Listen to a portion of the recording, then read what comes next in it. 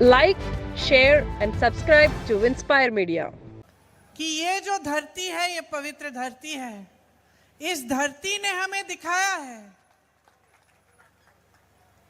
कि न्याय और अन्याय के बीच में क्या फर्क है, सच्चाई और असत्य, सत्य और असत्य के बीच में क्या फर्क है। इस धरती ने हमें दिखाया है।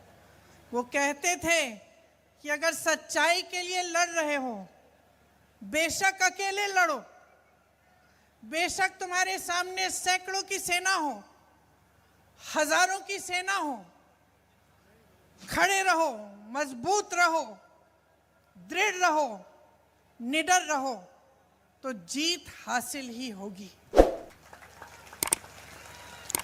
आज हरियाणा की जनता की क्या लड़ाई है?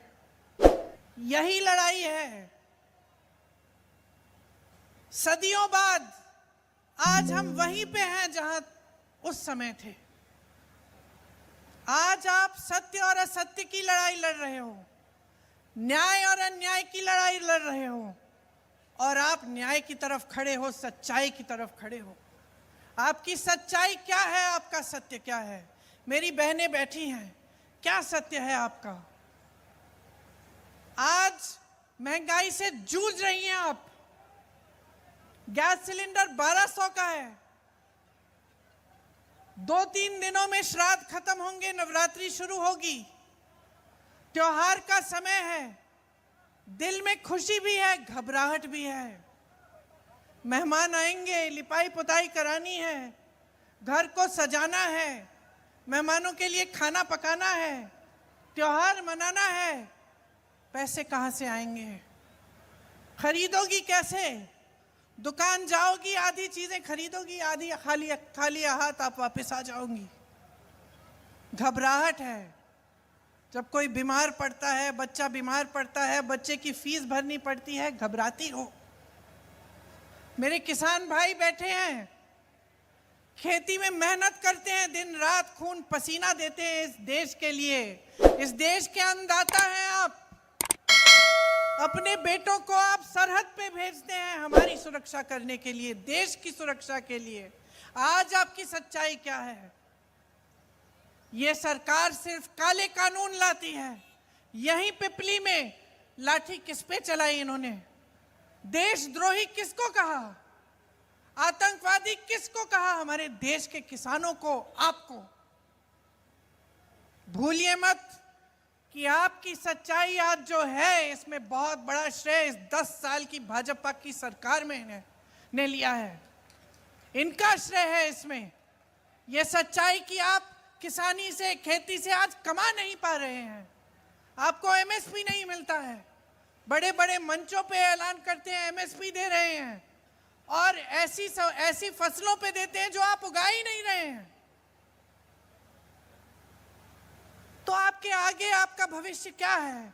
नौजवानों का हरियाणा में आज भविष्य क्या है? बेरोजगारी ही दिख रही है, अंधकार ही दिख रहा है। जहां रोजगार पैदा करना था, वहां अग्निवीर की स्कीम ले आए। आप जाइए सरहद पे, शहीद भी हो जाइए, आपके परिवार को पेंशन नहीं मिलेगा।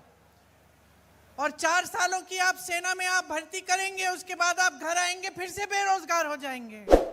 ये मिल रहा है आपको अपनी शहादत के लिए, अपनी मेहनत के लिए, अपने देश के प्रति, अपनी देशभक्ति के लिए। मोदी जी की पूरी सरकार और इस प्रदेश की सरकार सिर्फ बड़े बड़े उद्योगपतियों के लिए चल रही है। अडानी जी, अंबानी जी के लिए सब कुछ हासिल कर सकते हैं, सब कुछ उनके लिए है। उनके कर्ज माफ होते हैं, उनके उद्योग बढ़ाए जाते हैं। आप मेहनत करते हैं, दिन रात पसीना खून बहाते हैं, लेकिन आपकी कोई सुनवाई तक नहीं है।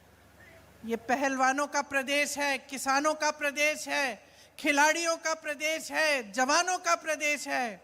आपने पाला पोसा है जवानों को, खिलाड़ियों को। आज देखिए हमारे ओलंपिक की खिलाड़ियों के साथ क्या बर्ताव होता है। मैं गई थी उस आंदोलन में। आंदोलन क्या, बेचारी लड़कियां सड़क पे बैठी थी कि हमारे साथ न्याय होना चाहिए। मैं गई मिलने, और उन बहनों ने मुझे क्या बताया, बहनें सुनिए। उन्होंने कहा, दीदी हम ओलंपिक का मेडल लाए थे, मोदी जी ने हमें घर बुलाया, हमें चाय पिलाई, फिर हमारी साथियों के साथ इतना बड़ा अन्याय होता है। हमने सोचा कि अगर हम सड़क पर आकर बैठ जाएंगे, हम न्याय मांगेंगे तो मोदी जी हमारी सुनवाई करेंगे, हम आवाज़ उठाएंगे, ओलंपिक के मेडलिस्ट हैं तो हमारी आवाज़ वो सुनेंगे। रो रही थी। कहा, दीदी हमारे पास हमारे लिए 5 मिनट का समय नहीं था। मोदी जी का घर मालूम है कितनी दूर है उनके आंदोलन स्थल से? उनके आंदोलन स्थल से मात्र 10 मिनट दूर है। गाड़ी में बैठते 10 मिनट में पहुंच जाते। अरे उनको घर बुला लेते, जैसे जब मेडल लाए थे तब बुलाया था, लेकिन कुछ नहीं किया मोदी जी ने, कुछ नहीं किया। ये लड़कियां रोती रहीं, आज लड़ रही हैं, न्याय के लिए लड़ रही हैं। कांग्रेस पार्टी की उम्मीदवार बनी है विनेश, हिम्मत वाली लड़की है, वो हरियाणा की पहचान है। मैं उसको देखती हूँ, मैं हरियाणा की हर लड़की को देखती हूँ, जब भी उसको देखती हूँ मुझे गर्व होता है।